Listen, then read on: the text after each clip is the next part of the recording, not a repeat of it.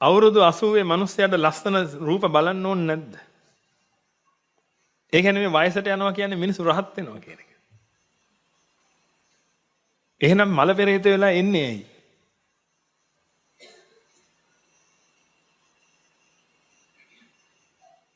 ඔබ පොඩ්ඩක් කල්පනා කරන්න පින්වතුනි, වයසට ගියාට පස්සේ මේ ඇහෙන් ප්‍රයෝජනයක් ගන්න බැරි වෙනවනේ.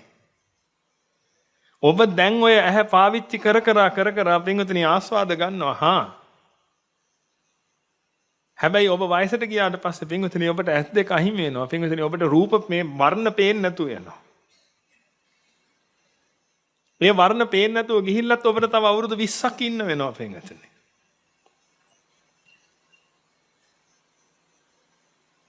කොහොමද ඉන්නේ? ඒක නෙමෙයි ප්‍රශ්නේ පින්වතුනි. ප්‍රශ්නේ තියෙන්නේ ඔබ අවුරුදු 20ක් ඔය විදිහට ඉන්න, ඔය විදිහට මහා දුකක් විඳින්න ඔබට වෙලා තියෙන්නේ පින්වතුනි. ඔය ඇස් දෙක පේන වෙලාවේ බුද්ධිය තිබුණ නැති නිසා. මොලේ පාවිච්චි කරපු නැති නිසා. ප්‍රඥාව කඳුලක් ඔලුවට ආපු නැති නිසා. ඔබට ඒ කාලේ ඕනේ තරම් වෙලා තිබුණා පින්වතුනි ඕකෙන් නිදහස් වෙන්න. හෙවත් මේ තණ්හාව අයින් කරගන්න. මේ දැන් කාලේ ගත වෙන්නේ ඒකට. ඇස් දෙක පේනව නේද හොඳට? එහෙනම් දැන් මේ වෙලාව තමයි තියෙන්නේ මක් කරගන්නද? ඔබ දන්නවා තව ටික කාලයක් යනකොට ඔබට ওই ප්‍රශ්නේ වෙනවා කියලා පින්වතුනි. එහෙනම් ඔබ දැන් මක් කරගන්න ඕනේද? ඒකට පිළිසරණක් හොයන්න ඕනේ පින්වතුනි. වයසට ගියාට පස්සේ ඉන්න පුළුවන් විදිහක් හදාගන්න. ඒක හදාගන්න ඕනේ වයසට ගිහිල්ලා නෙමෙයිනේ පින්වතුනි. බලන්න ඒකයි හිතාගන්න බෑ පින්වතුනි. ඇයි ඔබ රජේ රස්සාවක් කරන්න කැමති ඔච්චර? පෙන්ෂන් එක නිසා. ඇයි පෙන්ෂන් එක? වයසට ගියාට පස්සේ ඉන්න පුළුවන්. වයසට ගියාට පස්සේ ඉන්න පුළුවන් වෙන පෙන්ෂන් එකට සල්ලි එකතු කරන්න පටන් ගත්තේ කවද්ද? කවද්ද? 60 දිද? එහෙනම් තරුණ කාලේ පින්වතුනි. තරුණ කාලේ කියන්නේ පළවෙනි දවසේ රස්සාවට ගිහිලා පළවෙනි මාසේ පඩියේ ඉඳලා ඒකෙන් පුංචි කොටසක් පින්වතුනි පෙන්ෂන් එකට එකතු කර ගියානේ පින්වතුනි. ඒක හරි බුද්ධිමත් වැඩක් කියලා ඔබ දන්න නිසා නේද පින්වතුනි ඔබ දරුවන්ව පවා යොමු කරන්නේ රජයේ රැකියාවලට? ඒක බුද්ධිමත්ද නැද්ද? කතා කරන්න. මං කියවනේ මම තර්කේ ගොඩනගලා දෙන්නම්, පිළිගන්නවද නැද්ද කියන එක ඔබ හදාගන්න. බුද්ධිමත්ද නැද්ද මේ වැඩේ? බුද්ධිමත්. තරුණ කාලේ ඉඳලා යමක් කරගෙන ගිහිල්ලා පින්වතුනි ඒකේ පිටින් වයසක කාලෙදී ජීවත් වෙන්න පුළුවන් ක්‍රමයක් හදාගන්න එක බොහොම බුද්ධිමත් වැඩක්. නේද? නේද? ඒක ගැන තමයි මාත් මේ කියන්නේ. මොකද පින්වතුනි වයසට ගියාට පස්සේ ඕකට උත්තර හොයන්න බෑ. මේ කියන පීඩාව තේරුම් ගන්න ඔබ එක දවසක් ඇස් දෙක බැඳගෙන ඉන්න පින්වතුනි.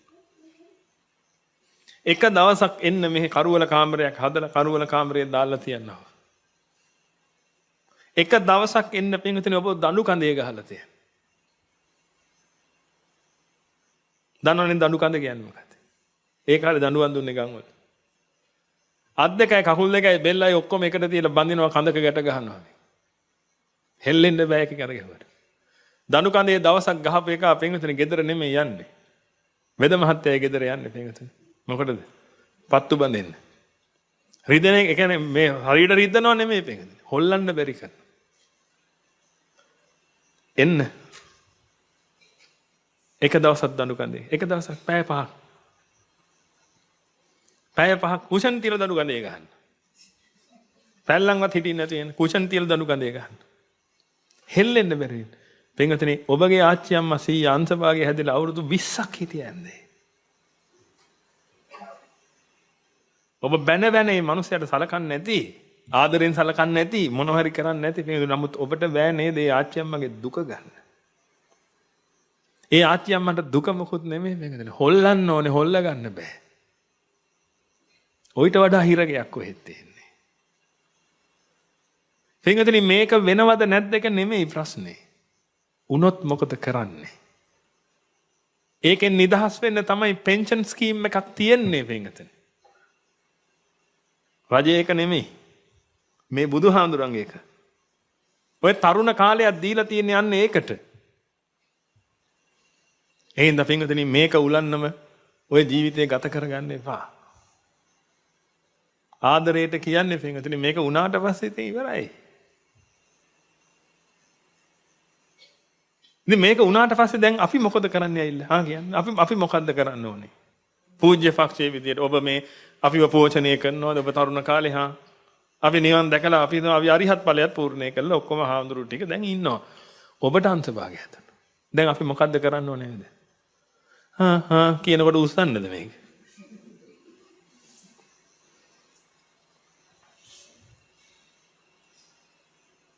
එතකොට ඔය මූණට මක් වෙලා තියෙන්නේ.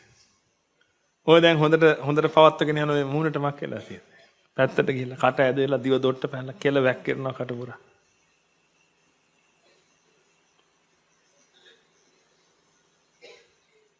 ඒ ඔක්කොම ස්වභාවිකව සිද්ධ වෙන්න පුළුවන් දේවල් ඒක කිසි ගැටලුවක් නැහැ. ගැටලුව තියෙන එකම එක තැනක පින්වතුනි ඔබට හොල්ලන්න ඕන එකනේ ගැටලුව පින්වතුනි. හොල්ලන්න බැරි එක නෙමෙයි ගැටලුව. හොල්ලන්න ඕනේ. ඒකයි ගැටලුව. ඔබට රූප බලන්න ඕනේ පින්වතුනි. ඔබට රූප පේන්නේ නැහැ. ඔයිට වඩා දඬුවමක් කොහෙද තව තියෙන? ඒකයි මම කිව්වේ එක දවසක් එන්න පින්වතුනි. ඔබගේ ඇස් දෙක බැඳලා තියන්න කරුවල කාමරයක ගැට ගහලා තියන්න. එක දවසක් මුක්ති විඳලා මට කියන්න ඒ කාරණා. එක දවසක් ඇති ඔබට පිස්සු හැදෙන්න. ඒකයි ලෝකේ තියෙන දරුණුම අපරාධකාරයන්ට දෙන්න දඬුවම මොකද්ද? කරුවල කාමරයක දාලා තියෙන එක. පිස්සු හැදෙලා එළියට එන්නේ. විශේෂයෙන් දේශද්‍රෝහීන්ට දෙන දඬුවමක් ඒක. කරුවල කාමරේ දාලා සතියක් දෙකක් තියෙනවා. කන්න බොන්න නොදී තියන්නේ. කන්න බොන්න දෙනවා. කරුවල කාමරේ තියෙන සද්දයක්වත් ඇහෙන්නේ නැහැ. තමම දාගන්න ඕනේ සද්දයක් ඇහෙන්නේ නැහැ. ප්‍රජාවගෙන් වෙන් කරලා කරුවල කාව පේන්නෙත් නැහැ මොකුත් නැහැ. සතියක් ඉන්නකොට පිස්සු හැදෙනවා. ඔබගේ ආච්චි අම්මට පින්වතුනි පිස්සු හැදිච්ච නැති එක හුදුයි. ඔබගේ ආච්චි අම්මා මතක ඇති පින්වතුනි ලෙඩ ඇඳේ ඉන්නකොට අසූචි වලින් ගහනවා මිනිස්සුන්. ඔබ අහලා ඇති අඩුම තරමේ පින්වතුනි එහෙම අය ගැන. හරි කේන්ති යනවා කියලා ඔබ කියන්නේ. අම්මෝ අපේ අම්මා ගාවට දැන් කිට්ටු වෙනවා. හැබැයි මේ දවස්වල පුදුම කේන්තියෙන් ඉන්නේ කියලා ඔබ කියනවා අපෙන්.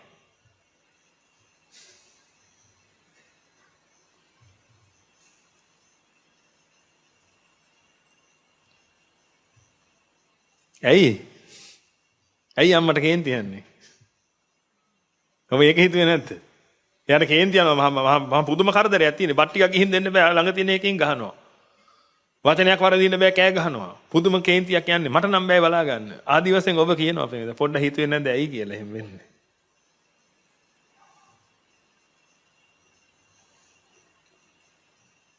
තරුණ කාලේ තියෙන්නේ ඔන්න ඕකෙන් බේරෙන්න.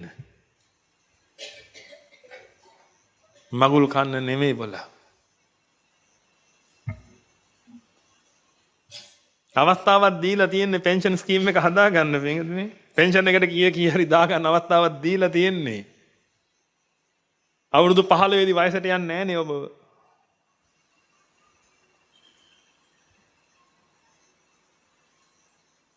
අද මේ ඉන්න පිරිස වයසට ගිහිලා තියෙන්නේ අවුරුදු 60ක් ගියාට පස්සේ. අවුරුදු 60ක් chance එක දුන්නා පින්වතුනි හැදෙන්න. ගැලවෙන්න මේකෙන්. සම්මා ආජීවයෙන් ජීවිතය ගෙවන්න.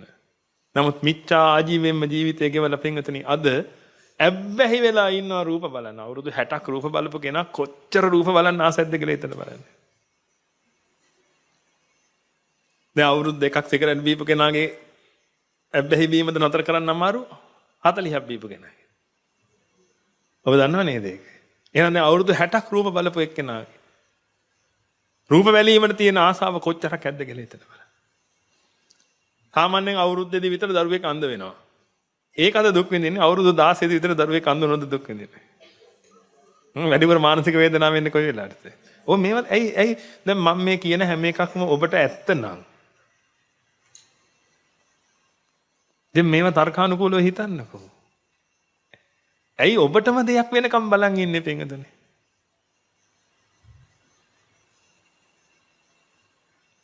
මේ අවුරුද්දේ අන්තිම දේශනාව.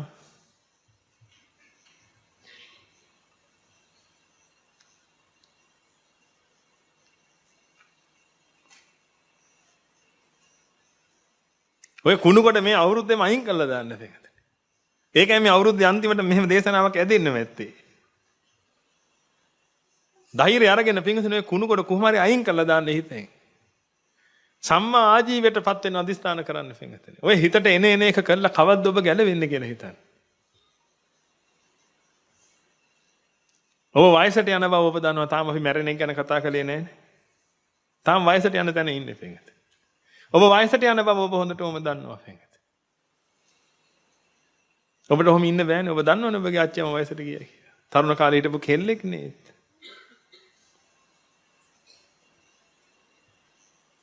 ලෑස්ති වෙන්න පින්වතුනි. ඔහේ නිකන් හිටපු මිනිස්සු මතකද පුංචි කාලේ අපේ අම්මලා අපිට කියනවා. දැන් මහන්සි වුණොත් පස්සේ සැප විඳින්න පුළුවන් කියලා.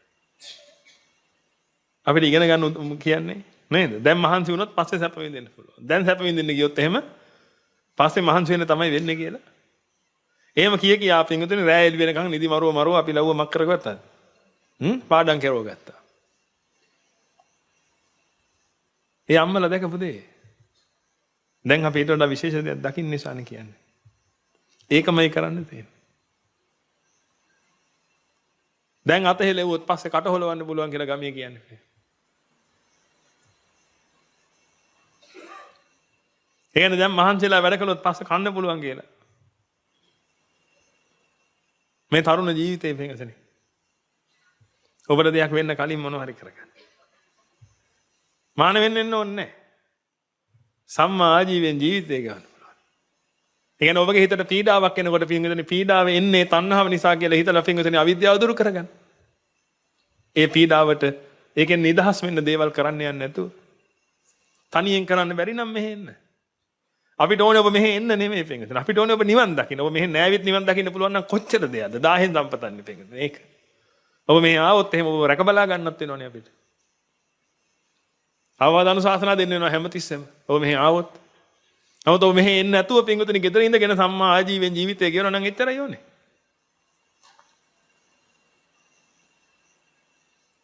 මේකට අවශ්‍යතාවය තියෙන්නේ සම්මා ආජීවයෙන් ජීවිතය ගෙවන්න. ඔබගේ අනාගතය ගැන පොඩ්ඩක් හිතන්න. ඔබගේ පුංචි එකත් ඔතනට එන නිසායි පින්වතුනි අපි කියන්නේ දවසින් දවස බාන්න අවුරුද්දක් ගියන්නේ. මතකද ගිය අවුරුද්දේ? ශාවක අධිෂ්ඨානයම කළා අපි මුන්දි දහම් කරුණක් එහෙම කතා කරලා අපි අවුරුද්ද පටන් ගත්තා. හෙට ආයි එක කරන්න තියෙනව නේද? අවුරුද්දක් කාලයක් ගත වුණා. ඒ අවුරුද්ද ඇතුලේ පින්වතුනි අපි අපේ හිටපු කී දෙනෙක් මලාද? අපිත් එක්ක මේ සහසම්බන්ධ වෙලා කටයුතු කරපු කී දෙනෙකුට පින්වතුනි අනුතුරු වුණාද? කී දෙනෙක් මැරෙන්නේ නැද්ද පින්වතුනි? අපි දන්නේ බොහොම සුළු පිරිසක් ගැන විතරයි. ඊළඟ අවුරුද්ද ඉවර වෙනකොට තමයි. ඔය පුටුවේ ඔබ නැහැ. අවුරුද්දේ දානේ. ඔබගේ chapter එකත් close වෙලා. අපි ධෛර්යය කරගෙන යනවා දිගට. එක දවසක් එනවා මේ පුටුවේ මේ ගුරු හාමුදුරුවෝ නැහැ. නමුත් තව ගුරු හාමුදුරුවෝ කෙනෙක් එනවා බුද්ධ ශාසනයට අපලයක් වෙන්නේ නැහැ. ඒ ගුරු හාමුදුරුවෝ ඇවිල්ලා ඔබට උදව් කරයි මේ ගුරු හාමුදුරුවෝ මේ වැඩේ කරගත්තේ නැත්නම් මක් වෙනවද? මේ ගුරු හාමුදුරන්ගේ chapter එකත් close. මොකද පින්වතුනි ඔබ පිළිමයක් එහෙම හදාගෙන මල් තිබ්බ කියලා මට ඇති ඵලක් තියෙනවද? මම මගේ වැඩේ කරගත්තේ නැත්තම්. ෆොටෝ එකක් එහෙම හදාගෙන මේ අපේ ගුරු හාමුදුරුවෝ කිව්වා කියලා මට වැඩක් තියෙනවද? ඔබට පිනක් සිද්ධ වෙයි. ස්වාමින් වහන්සේ නමක් ගැන ගුණයක් සිහි කරන නිසා. මට වැඩක් තියෙනවා. එහෙනම් මගේ වැඩේ කරගත්තේ නැත්නම් මම පරාදයිනේ මගේ chapter එක close. ඔබ වැඩේ කරගත්තේ නැත්නම් පිටින් ඔබගේ chapter එක close. කවුරුත් එන්නේ නැහනේ එතනින් එහාට කාටවත් බෑනේ දන්නේ නැහනේ මොකද්ද කරන්න පුළුවන් කියලා. ඒකයි කියන්නේ පිටින් ඇත්තට මුහුණ දෙන්න. මම දන්නවා පිටින් ඔබට රාජකාරී තියෙනවා. මම දන්නවා. නොදැන ඉන්නව නෙමෙයි. ඔබට වගකීම් තියෙනවා ඔක්කොම තියෙනවා මම දන්නවා. ළමයි 3 දෙනෙක් ඉන්න ඔබ හතරවෙනි දරුවා ඉපදුනොත් එහෙම එහා ගෙදර කාට කියනවද කිරි දෙන්න කියලා. ඔබ කොහොම හරි වෙලාව හොයා ගන්නව නේද පින්වතුනි? ඒ හතරවෙනි දරුවටත් කිරි දෙන්න. ඒකයි ඔබට මේ පෙන්වන්නේ. ඔබට මේක කරන්න පුළුවන්. ඔබ මේකට කොහොම හරි කරන්න පින්වතුනි. මොකක් හරි ක්‍රමවේදයක් අනුගමනය කරන්න මෙන්න මේකෙන් අයින් වෙන්න.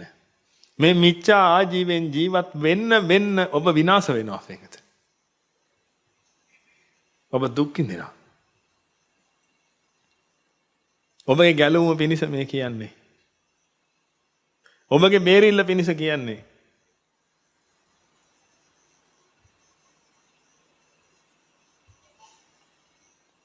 යන් ඊළඟ අදියරට. දැන් මැරෙන්න ඕනේ නේද? මැරෙන්නත් තියෙනවනේ. ඇයි මිනිසුන්ට මරණය කියන එක ඔච්චර වේදනාවක්? මේකෙන් මෙන්න මේවා දාලා යන්න වෙනවට. මේවා ආයි කරන්න වෙන්නේ නැති එකට.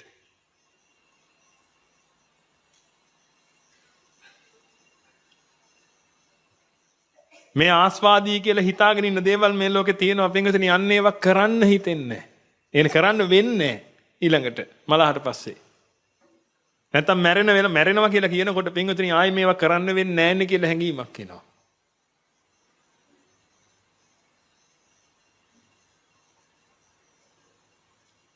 ඒක කොයිතරම් වේදනාකාරීද කියලා ඔබ හිතන්න බලන්න.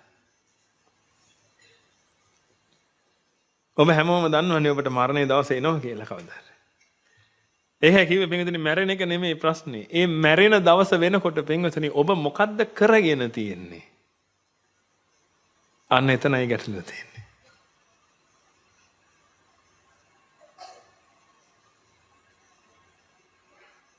ඒකත් ගරන් යන් ඊට පස්සේ අදීරට. දැන් ඔබ මලා. ඔබට මේවා කරන්න ඕනේද නැද්ද? දැන් ඔබ හිතනවාද මැරුණාට පස්සේ මොකුත් ආයි කරන්න ඕනේ නැහැ කියලා? මැරෙනකොට තිබිච්ච තණ්හාවක් තියෙනවා නම් මැරුණාට පස්සේ ඒක ඉවරද? ඉවරද? නෑ ඒ ගමේ මරණ දැනීම මේක තියෙන්නේ. මලාට පස්සේ ගන්න නිවන් සැප ලැබේවා කියලා.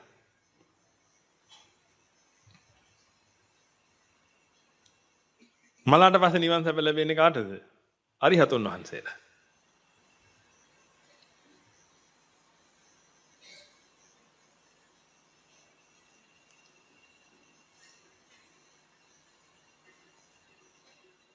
දැන් ඔබ මලාට පස්සේ මේව ඕනේ නැද්ද පින්වත? දැන් එහෙනම් මට කියන්න අද ඔබ අපේ මේ තරුණ දරුවෙක් පංචකාම ආස්වාදයේ උපරිමයට විඳින්න කියලා හොඳ රස්සාවකුත් කරලා හොඳට හම්බ කරගෙන පලාතේ ඉන්න ලස්සනම ගෑල් ළමයවත් ගෙදර ගෙනල්ලා කතාවද බැඳලා ගෙදර ගෙනල්ලා දැන් ඉන්නවා.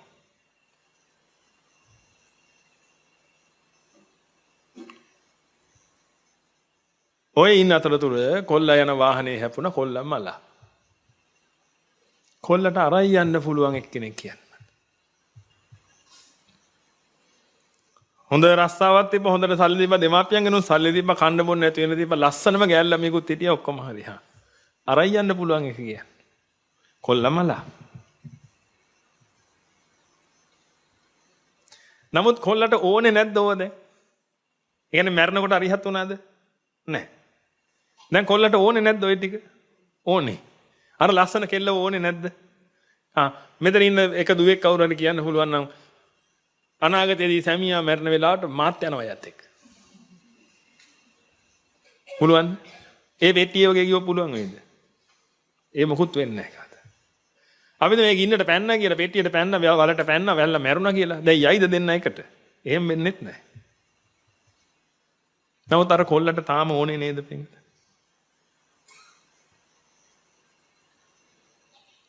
අර කාන්තාවගේ ඇසුර ඕනේ.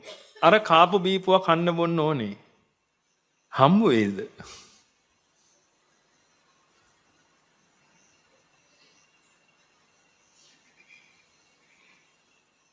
මැරිලා හැම කාටද හම්බ වෙලා තියෙන්නේ පින්වතුනි මේ දක්වා? මැරිලා ගන්ධබ්බ ප්‍රේතෙක් වුණා කියලා හිතන. ඒ කියන්නේ මනුස්ස කයක් බලාපොරොත්තුෙන් ඉන්න මනුස්සෙක් ඔය ගන්ධබ්බ ප්‍රේතයා කියලා කියන්නේ. තාම මනුස්ස කියන භවයෙන් නිදහස් වුන්නේ නැහැ පින්වත. මනුස්ස භවයේ ඉන්නේ කොයි වෙලේ හරි කයකට යන්න පුළුවන්.